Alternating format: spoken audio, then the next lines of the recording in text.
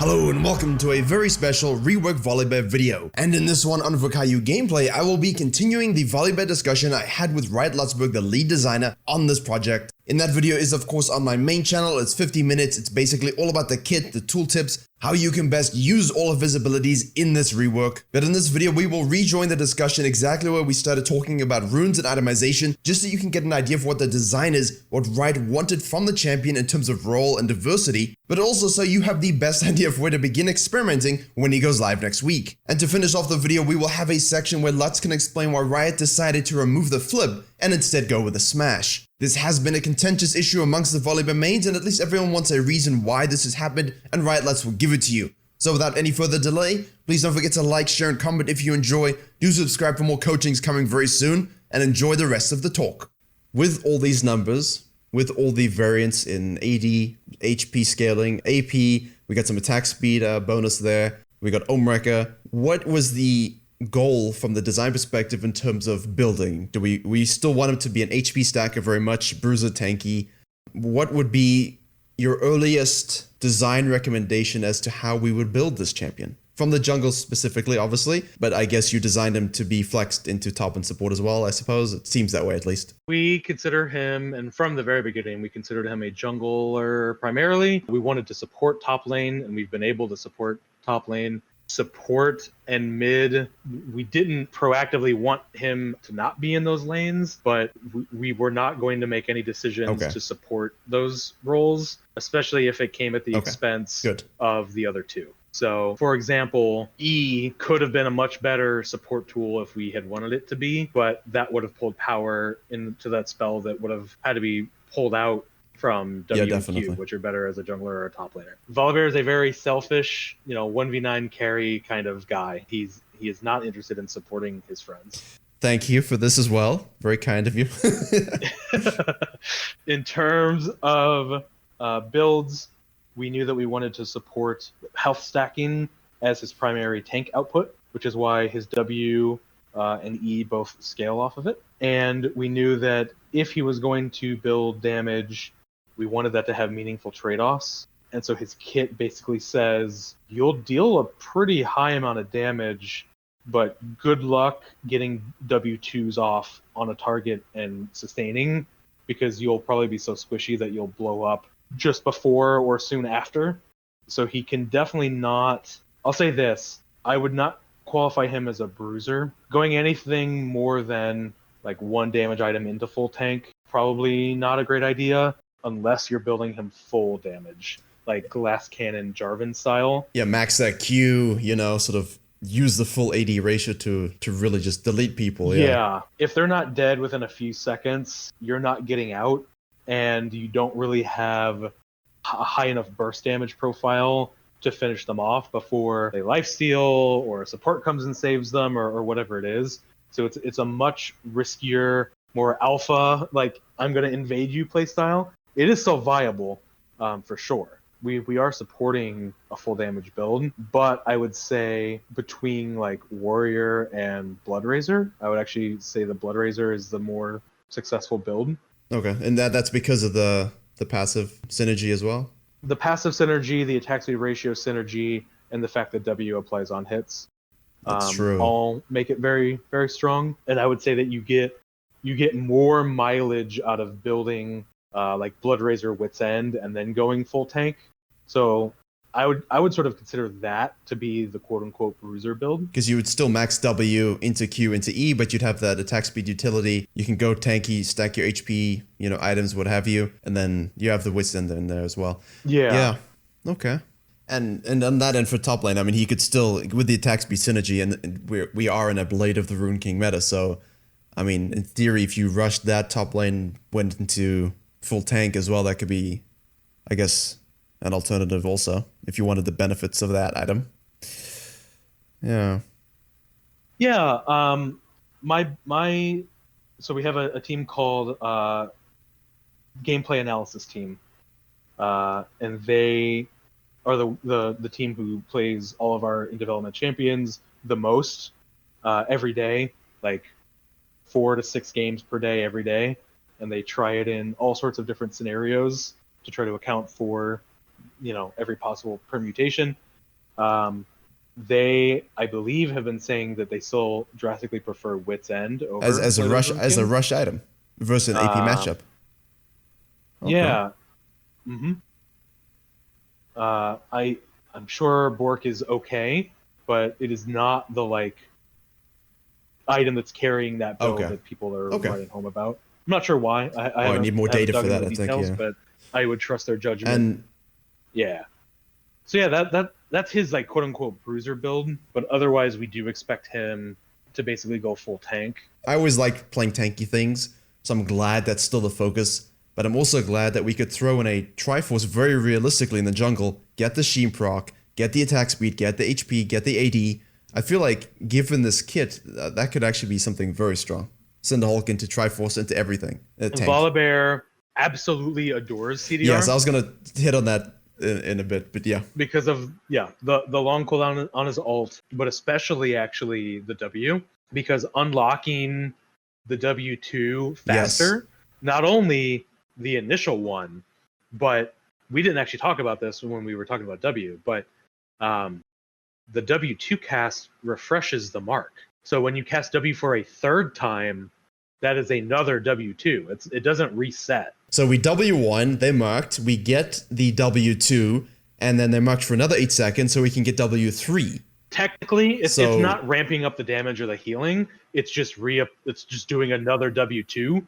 But yes, W2 reapplies the mark, which means that the third W is the empowered version. And that can then lead to the fourth or the fifth. And so once he is ramped up and turned on, he stays on. And so having cooldown reduction to turn that 5-second cooldown into a 3-second cooldown, that has such a huge impact on the amount of damage and survivability that he has. This is both a good and a bad thing. Yeah. And you caught on to it as soon as you read the tooltips. His build paths are actually incredibly diverse. He loves all stats, and he loves most of them quite equally. And this can be a good, like I said, it can be a good and a bad thing, because some champions are like, I built Luden's Echo and I popped off, and I will build Luden's Echo every game as long as I play this champion. But that's a problem with the league in general, I think, and especially pro play and stuff like that. They just build an item that works, and then they think, okay, I will just keep doing this forever until something else comes along. Yeah, or just literally, I'll never stop. In Volibear's case, having diversity and options, I think is nice, but I don't think they're too far gone. For example, if I'm going Cinderhulk into tank, but I want 1 damage item, I could pick Tiamat for faster farming and Titanic Hydra. Auto resets, abound everywhere. I can go for the Triforce to have an abundance of a whole bunch of stats that Volibear likes, in addition to 20% CDR, as well as Sheen procs. You can also go Sterix for enhanced survivability, but all of those items are bruiser, damagey type items, so the formula is still the same, but I have options depending on the game state and what suits me best for my Volibear playstyle. And I think that's those items what's have nice. Health on them as well. Yes, they have health as well. But the Sheen proc is what, 1.5 second refresh? So if you have, 40% CDR, Trinity Force, W max, obviously it's flat cooldown, so I mean, not only are you looking at using W2 over and over again versus the Darius, because we want to destroy him, you're also getting that Sheen proc. We destroy Darius. We're getting the Sheen proc as well. But I think that's what's interesting, and you can never really predict builds until you have huge amounts of players doing huge amounts of things. So I mean, it's okay we to don't sort have of the data. Yeah, we don't have the data, because you say, well, CDR is great. I'm like, okay. People always think CDR is best on high cooldown abilities, and that's not true at all, because low cooldown abilities that are strong, like W, 5 seconds now, not 18, as on live, benefits even more from that W. It's like Kane, right? Now you buffed his Q to be 4 seconds at max rank. Well, guess what Kane builds? Crap ton of CDR. So now Kanes are just queuing around the map, and people are basically saying, I'm out of mana. I spam Q so much, I have no mana, presence of mind now.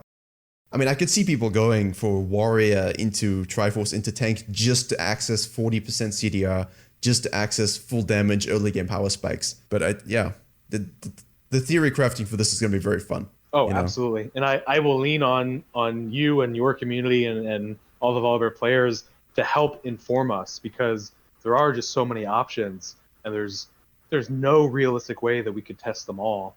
especially not at the scale that we would need to be able to say with certainty what the best builds are. But that's what's exciting. I can't think of a single jungler that could build all 4 jungle items and be considered technically viable with all 4. Warwick. Like, it just doesn't happen. Warwick with runic echoes? Yeah, I've done it. Okay. Remember his AP scaling on the Q is actually higher than the AD scaling, so... Do you do Sork boost Yeah, then? I've actually... Okay. Actually, you can just go Warrior into Tiamat into Sork. If I'm ahead, I'll just boot Sork Boots anyway, just because he's hybrid damage. Yeah, it's like 70-30, isn't it? I see. Magic? Yeah, in terms of spell damage, yes. Obviously, the auto attacks do bring it up a bit more, but in terms of he's heavy magic damage for spells, and AP scaling. But the thing is, with volley, it's the same kind of thing. Like building runic echoes, I think you could, but I think it's the least viable option, just because. It's definitely least. Yeah, I mean, you're going E last, so it's not. I think even if you were building AP, like let's say you wanted to be Wizard Bear, I think you would actually still build. Yes. I think you would still build Bloodrazor. Yes, I would. Because your most reliable AP ratio is actually on your passive. Yes, exactly. But if it's a thing you're going for last, then like you're not getting massive damage gains from it. It's more the utility. The one AP item that for me intrigues me to probably never be built, just in terms of stats. Sorry, not AP item, but item with AP is Rageblade, just because I'm looking at the stacking scenario. You know what I mean? It's got AD, it's got attack speed, it's got AP. It ramps up, like the passive will ramp up. I don't know, like I'm just excited to go build it and see how it feels and see what it does, I will say that our analysis team have been using Doran's Ring as their top lane starter item sometimes. Like Warwick as well, likes to do. Yeah, and has been having success with it. If you plan on being in a matchup where you're going to be spamming abilities, because he does get a little mana hungry in top lane, which is by design, and so D-Ring can compensate for that a little bit. Yeah, I mean, if he's gonna have this kind of strong dueling kit that I can actually finally destroy Olaf's and enjoy myself again, then if you give him that kind of power in top lane, it's just gonna be abused, and you'll be better up there all the time. So the mana costs, the mana gating him, I think makes sense as well. But if you need to use E a bit more than you otherwise would, Doran's Ring. Those are build paths, like I said. He's super versatile. We are not sure what offensive build is the most viable between like attack speed, bruiser, on hit, pure AD. That the jury's still out on, but I think we have landed very solidly that building full tank is definitely the most reliable, consistent way for the average player to have success. And even for experienced players, exactly. Like I'm still gonna, like if I'm gonna log onto my main and say, right, I'm gonna go for a hardcore climbing run, I'm 99% looking at this, still going to go Cinderhulk. I'm throwing in my bruiser item second, if I want a bit more damage or something like that to Asterix gauge. But yeah, the spirit of current Volibear is carried over in terms of itemization, core itemization, but you've added the ability to spider off, much like his passive. I will I'll normally do Cinderhulk, and I'll actually slip in a Kindle Gem before I do Sterix. Yeah, you want the CDR, yeah. Yeah, and whether that turns into a Warmogs or a Spirit Visage, I'll determine based, 15 minutes later when that decision becomes relevant, but I do like to do a little bit of the, Captain Flowers calls it this all the time when he talks about Vladimir. The yard sale, the random item yard sale. Yeah, I will throw in just a lone Kindle Gem. Just to give him those necessary stats earlier. I mean, a completed item always feels better, but in his case, when you're trying to really dominate early to mid, then Yeah, I think health followed by CDR are the stack ranked stats that he would care most about, and Kindle Gem gives both. So I just think it's super powerful. The nice thing is, and we didn't really talk about runes, but we mentioned Conqueror, we mentioned Aftershock. I think those will still be very core on him. But the thing I did notice when I was thinking about this is that the healing from the W will now be affected by Revitalize, Revitalize, correct? You know it. As well as Ravenous and Taste of Blood. Now we've got healing activated to an obscene level with a bit of CDR, which of course the current passive doesn't go with Revitalize, and people kind of forget that, I think. Spoiler alert, Revitalize is not just healing, it is also shielding, and guess what Volibear has on his kit now? So what you're saying is I should build Shield Bash and Revitalize. If you're in top lane, yes. No, always. Everywhere. Okay. I mean, I do always. The game analysis team is telling me not to in jungle, but I still do. Like, you know, in jungle, the high elo guys are always going to tell you, go font of life, help us laners, you know? It's, nah, I go demolish. You know, I'm taking towers. Except in this case, we don't really need that with our ultimate, so shield bash. Sorry.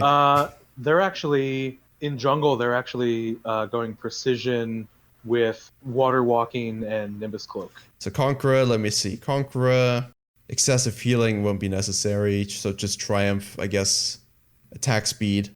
And yeah. I think he likes Last Stand. No. No. Yeah, I could see Last Stand. I mean, I still think with W, the Revitalize is just could be so big. Especially if you're gonna like for me, I'm thinking I'm gonna go fight Graves, I'm gonna go fight Olaf, I'm just gonna take Bone Plating, I'm gonna take Revitalize, have fun in hell. You're not going to die. I mean, water walking is such a high elo thing. I mean, the added attack damage is nice. Did you say Nimbus Cloak? Yeah. Yeah, everyone's going Nimbus Cloak celerity. It's just standard. No, I would iterate myself, I think. But again, you can, you know? That's what's nice. I was saying I really want to shout out the game analysis team because they don't get a lot of credit. So one of the things that they helped me with was I had a goal for Volibear's Runes where I said I do not want Predator to be mandatory. I think it takes up a slot that really hamstrings his versatility, and he already has Predator built into his kit. Like, Q is almost literally Predator, bonus movement speed and then bonus damage on your first attack against something. And so I said, if Volibear's Q is not good enough that it forces people to take Predator, then I think that's incorrect. I agree. Yeah. And so the analysis team helped me tune it and get it into a spot and look at all the other rune choices and find a way to make that statement true. And so is Predator still a viable choice on this champion? Yes. Is it mandatory? Absolutely not. Do I personally find it to be overkill? Yes. I think between your Q and building Righteous Glory, you do not need Predator, but you can still run it if you want to. Yeah. I mean, from the kit, I don't even think, I mean, I'm not even thinking about Righteous Glory just because you fixed, quote unquote, fixed the Q to the point that I shouldn't, you know, need it to necessarily get into fights anymore. It is by not default, mandatory. Yes. Exactly. Anymore, it's not mandatory. I can use it against certain team comps. I can use it for like the field, the CDR, the mana, the active, what have you. But already from that sense, not requiring Righteous, not requiring Deadman's, not needing to go Predator is very freeing, I think. And yeah, that's a great word for it. And that closes off our discussion on builds and itemization. And so just to finish off this video, I'll let Riot Lutz explain why Volibear no longer flips, but instead he smashes. Hey everyone, this is Riot Lutz. I am very happy to be here. I am so grateful to Virkayu for giving me this platform and this opportunity to chat with all the Volibear mains out there.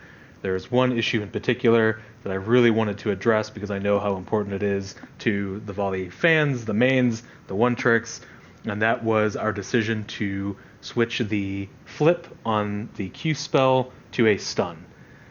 People have been asking, why would you do that? Could it not just stay a flip? What are the reasons? And these are all very fair questions and ones that we obviously asked ourselves a lot before we made the decision. We did not remove it just because. We tried very hard to include it. We know how iconic it is and how fun it is to flip an enemy into your team. So I just wanted to walk through all of the reasons why we decided to make that change and be, forewarned. There's actually a lot of reasons. There's actually about 8 or 9, like very concrete reasons that I had to sort of think through. And the further that we went into development, the harder it became to justify keeping it. So try to be open-minded. I know that this won't answer everyone's questions. It won't suddenly make you forget that the flip ever existed, but I do hope that this helps shed some light on our design process and our thought process. So I'm just going to list through the reasons here. First one is a flip is a very contextual type of crowd control, and it also happened to be linked to Volibear's primary engage tool, which was his run fast. And this can actually lead to unwanted outcomes. So imagine you are in top lane and you're going for a gank, and the Darius is trying to kill your poor cannon buddy, and you get there, you have Q active, and you can't auto attack until you spend that Q. And depending on your positioning, you might actually be flipping them either to safety or back towards your poor cannon who's about to get Q'd in the face or ulted. Obviously, there was some skill expression here in terms of when you chose to flip or how you positioned yourself. But it just felt like a skill check that was something you had to do instead of something fun to do. Next one is the spell could feel pretty unexpected and buggy for enemies, especially when interacting with their dashes and blinks. Now, this isn't a bug. If it was just a bug, we would have fixed it. But it is an intended interaction. It's just a very unintuitive one. And that is to say, if Ezreal blinks over a wall, but you've already started your flip animation, he's going to get flipped, but he's going to get flipped from his new position. It's just the way that auto attacks and spells work in our game. And it feels weird on the enemy team. It can be frustrating. And so it just didn't seem like it was adding a lot of value there. In fact, it was actively taking value away. Next one, this is one of the more important ones. Flipping a single enemy, isolating them, and sort of pushing them, or in this case, flipping them back into your own team, that is a very selfless type of power that a support would really love to have. Volibear is basically assisting for the alley-oop, and in this iteration of Volibear, what I really wanted to do was say, you go in. You are a diver. You want to get in there as hard as you can. And so we wanted to give him more selfish personal power because that fit more into his play style.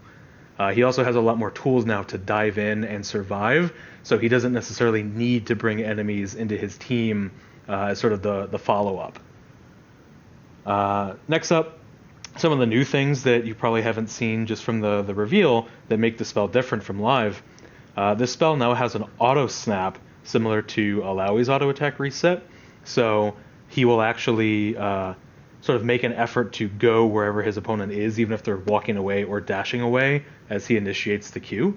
He also has higher movement speed on this version of Q, and Volibear himself has higher basic attack range, especially when he is in his R form. So this means that Q is casting way more reliably. This means that, let's say live Volibear casts Q 4 times, he might actually flip someone 1 or 2 out of those 4 times. This Volibear will basically flip you every time. And so because it's so much more reliable, the amount of power that the spell could have had to go down. Next up, we do have the CC reset mechanic on the Q, and this kind of goes into the previous point. Even if you mess up, or even if you get crowd controlled, you try to dodge and you fail to, we're letting you basically try again. And so that's also really increasing the reliability of the spell. Next one is sort of a sustainability and future-proofing thing from Riot's end. A stun is much easier to balance in the future because it's just a variable duration. A flip can really not be much longer or shorter than it is because it is a very visual thing of them going up into the air and landing. Whereas a stun, if we determine that it needs to be half a second, we can just tune that immediately. If we say it needs to be 2 seconds, it's just a variable. It's a lot easier for us to future-proof. Next on the list, a flip is actually significantly harder to use, and it asked Volibear players to make pretty advanced spacing and positioning decisions. And again, this goes back to one of the earlier points. Yes, that is a form of skill expression, but it's just not fun. It's not fun to do mental geometry in your head and form the triangulation of where players are going to be, where you should be. What happens if I flash and my character starts to turn around before I do it, and now they're in the wrong place? We really wanted to simplify, make it more accessible. If a bear sees an enemy, a bear wants to smash that enemy, and it's as simple as that. One of the last ones, a flip is actually pretty anti-synergistic with both the new E and the new R. I'm not saying that flip died for these two spells, or I'm sure some people are going to say I would rather have the flip than to have the E or the R, and that's fair.